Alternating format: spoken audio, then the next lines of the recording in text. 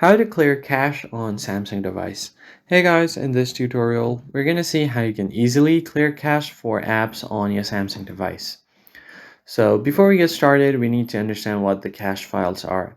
So they're basically temporary files that store frequently used data like images, scripts, and layouts to make the app and website load faster and run more efficiently. So what they do is they act as a shortcut, reducing the time to download and recreate the same information every time you use the app or the website. Now, in order to be able to clear cache, what you basically do is find the app that you want to clear cache of. Let's say if I want to do it for my WhatsApp, I can long press on the WhatsApp, tap on the I button right on the top right corner, and then from there, I can just scroll down and find storage. Tap on storage, and from there, at the bottom right, you'll find clear cache. Tap on it.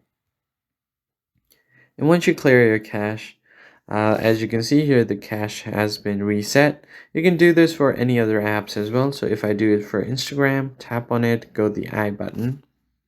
And then from there, I can just go over to storage and then tap on clear cache.